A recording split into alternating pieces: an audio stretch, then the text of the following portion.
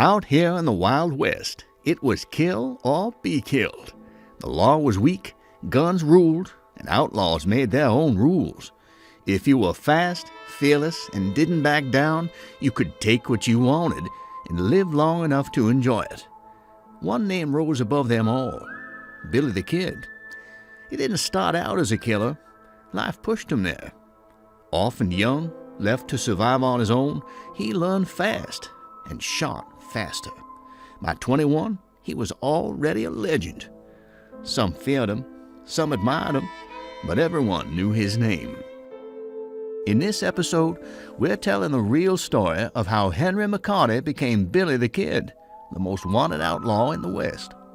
My name is Matthew, and this is Wild America. Let's get started. Chapter 1. The Making of Billy the Kid. Henry McCarty, later known as Billy the Kid, was born in 1859 on the crowded streets of New York City. His mother, Catherine, had fled famine-stricken Ireland, hoping to start over. His father's name? Nobody really knows. Patrick, Michael, maybe William, or maybe he died before Henry was even born. Either way, Catherine raised Henry and his younger brother Joseph alone, scraping by in the cramped Irish slums of Manhattan. The family kept moving, chasing work and fresh starts. From New York to Indianapolis, where Catherine met a laborer named William Antrim. He had big dreams and little money.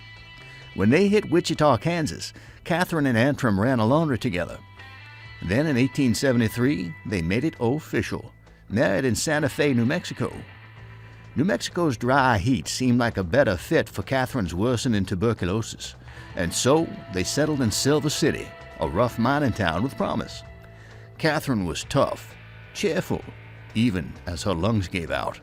She rented rooms, sold pies, and kept the boys fed. But she couldn't outrun the sickness. She died on September 16, 1874. Henry was 14, orphaned. Antrim didn't stick around. Mining called. He left the boys behind. Henry did what he could to survive. He worked for room and board at a local boarding house, cleaning up in exchange for a roof. People remembered him as smart, polite, helpful, not the kind you'd expect to turn outlaw. But hunger doesn't care about manners.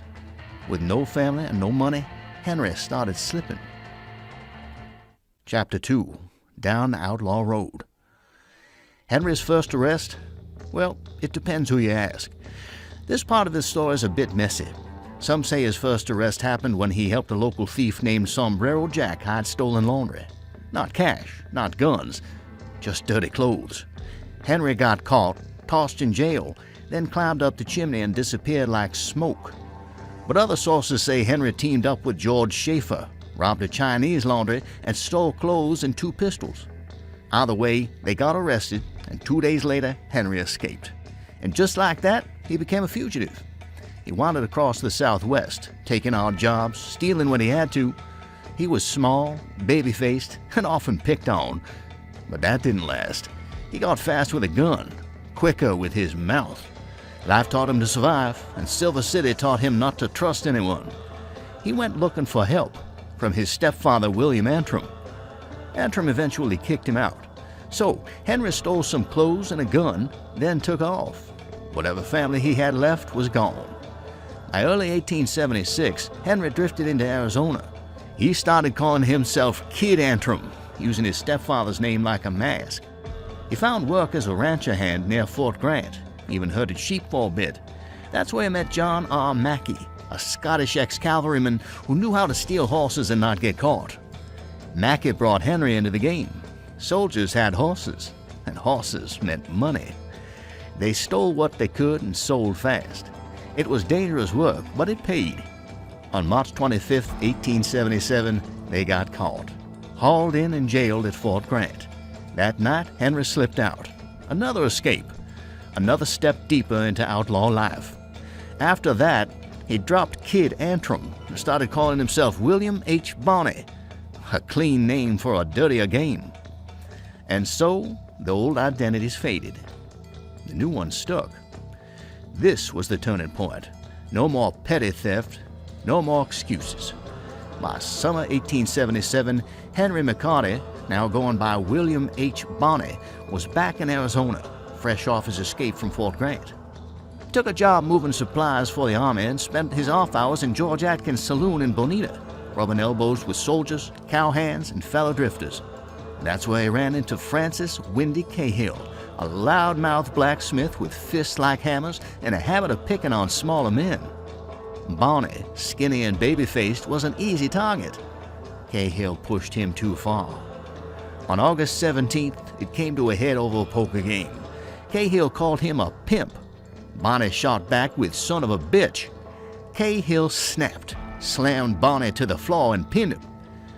Bonney wrestled his revolver free and fired point blank into Cahill's gut. Witnesses said it was self-defense.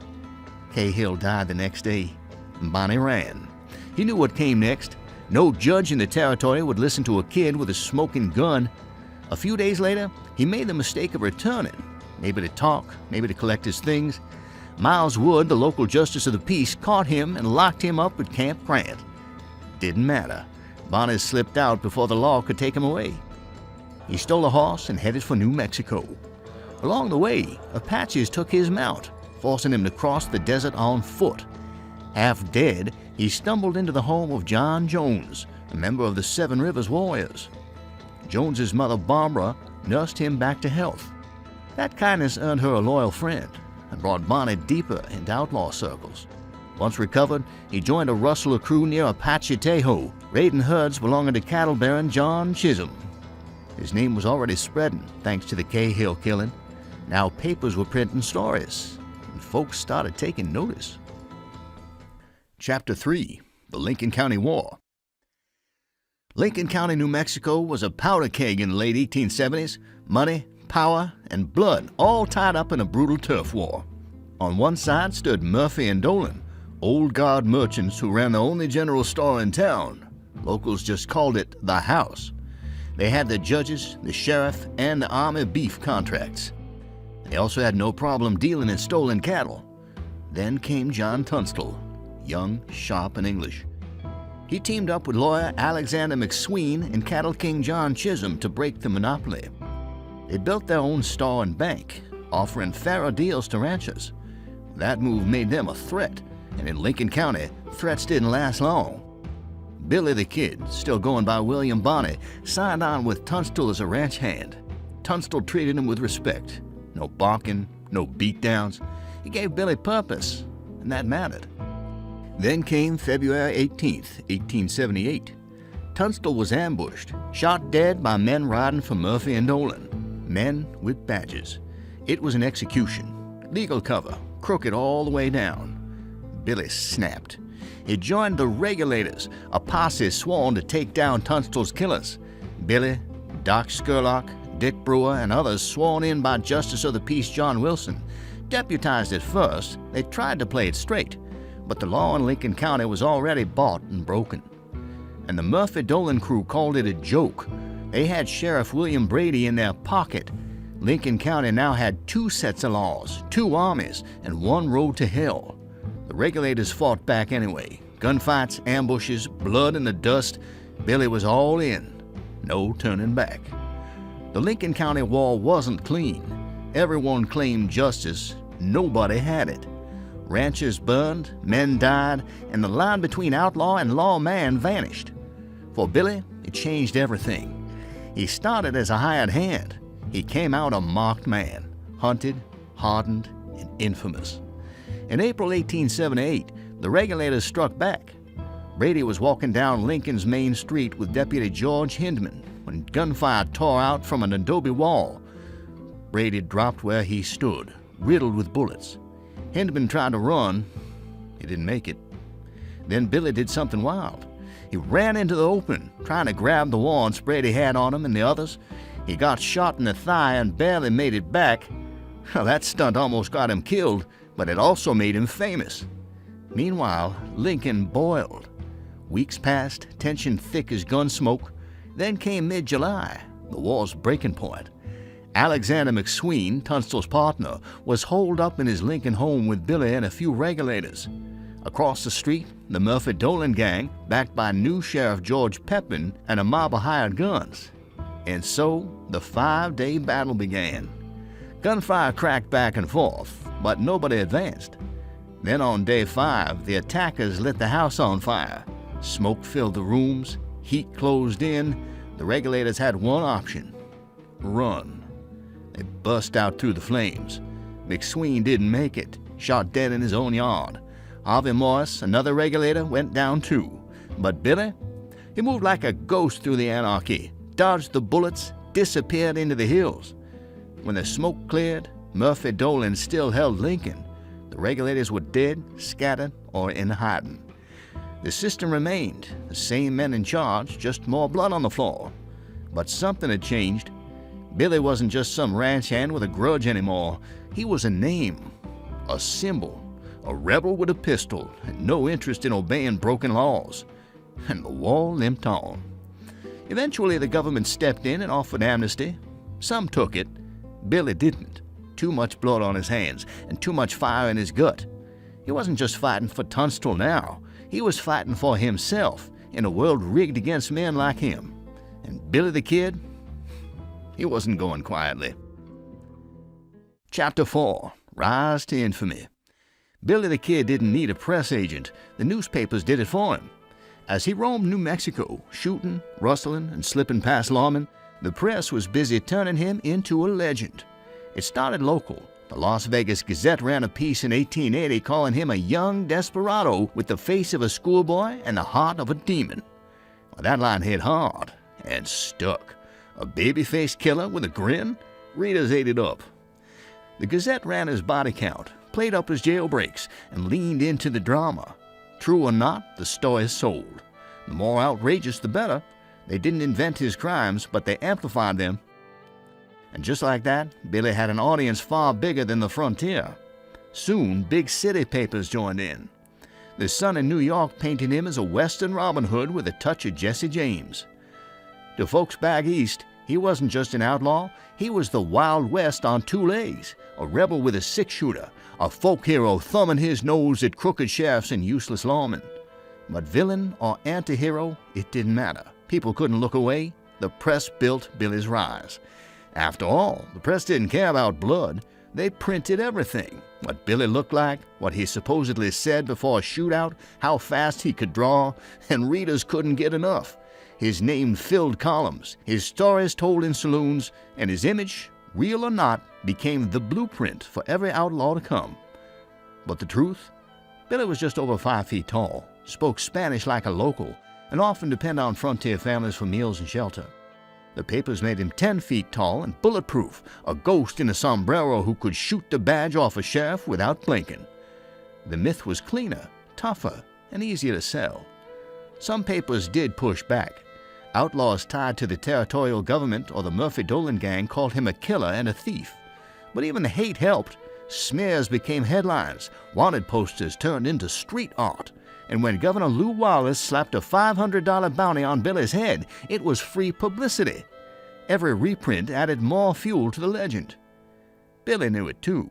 He was surviving while shaping his own story at the same time. He wrote letters to the press. He gave interviews. His most famous letter went straight to Governor Wallace, asking for amnesty in exchange for testimony.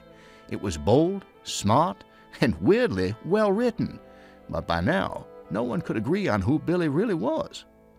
To some, he was a symbol of rebellion, proof the system was broken.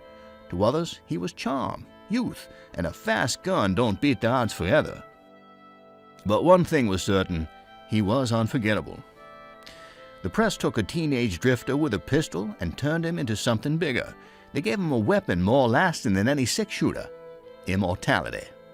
And speaking of legends who earned their place in frontier infamy, don't miss our new video on the deadliest gunslingers of the Old West.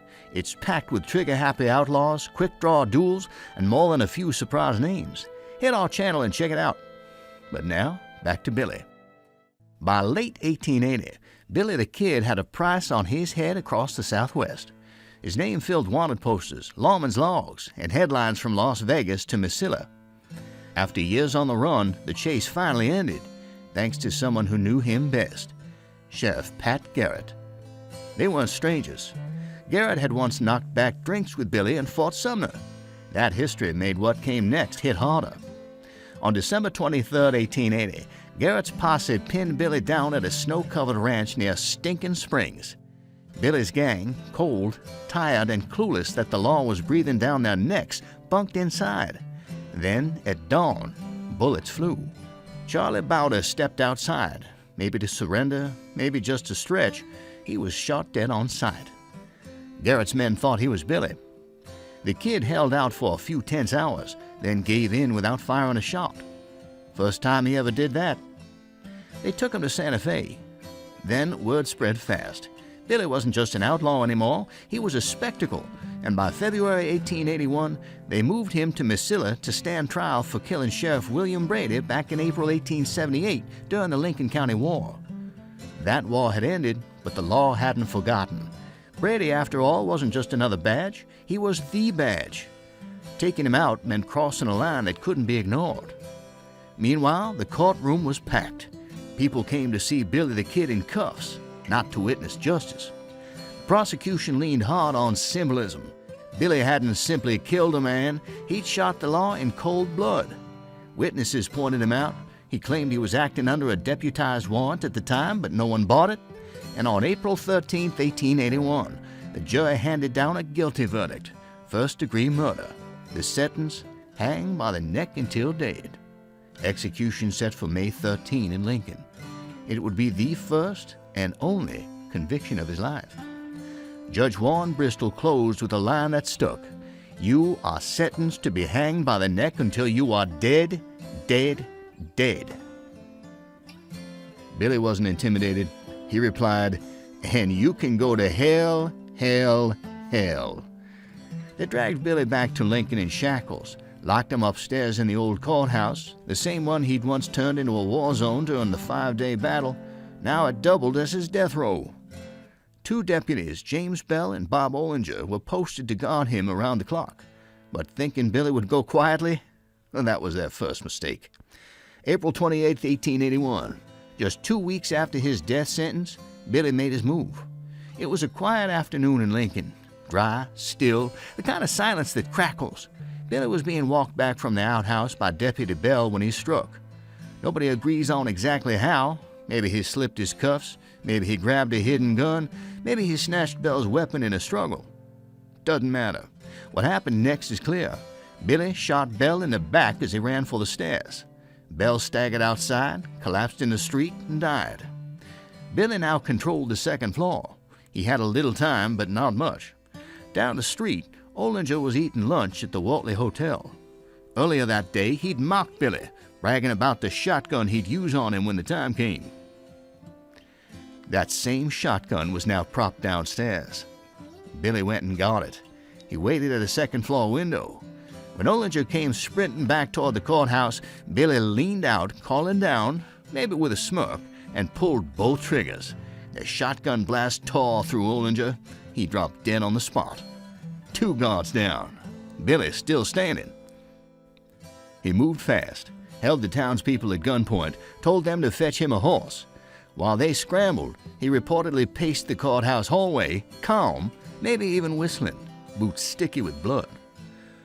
Once the horse arrived, he walked down the stairs, stepped over the bodies, and rode straight out of town. Nobody chased him. Not yet, at least. And Billy the Kid was loose again. Billy's escape lit up the territory. Papers couldn't get enough. Some called it brutal, others called it brilliant. Either way, the kid had slipped the noose and made the law look stupid doing it. Governor Lew Wallace's $500 reward still stood, but now it felt like pocket change. Billy wasn't only wanted, he was infamous. But one man wasn't finished. Pat Garrett. Garrett didn't act right away. Billy vanished into the hills, likely with help from old friends. Weeks passed. Then word came in early July. Billy was back in Fort Sumner. It was risky, but that dusty outpost was like home to him. Garrett headed there quietly on July 14, 1881, riding with deputies John Poe and Thomas McKinney. They asked around, kept their heads low, and eventually showed up at Pete Maxwell's place. Maxwell was the son of Lucien Maxwell, the old land baron who once ruled half of northeastern New Mexico. Garrett figured Billy wasn't far, and he was right. After midnight, Garrett waited in the dark in Pete's bedroom. Poe and McKinney stood watch outside. Billy entered the house, maybe looking for Maxwell, maybe just grabbing some food. He stepped into the room, saw a shape in the shadows, and asked in Spanish, "¿Quién es?" Garrett didn't answer. He fired. One shot hit Billy in the chest, just above the heart. He dropped instantly, dead before he hit the floor. It was over. Billy the Kid, age 21, if you believe the records, was laid out the next day in Fort Sumner, buried between his friends Tom O'Folliard and Charlie Bowder. News spread fast. Some celebrated, others cried. Plenty refused to believe it. Rumors claimed Garrett shot the wrong man, or that Billy faked his death and slipped away again. Those stories never really stopped. Garrett wrote a book soon after, maybe to tell the truth, maybe to make a buck, but instead of closing the story, he made it immortal. Billy the Kid was dead, but the legend had just begun.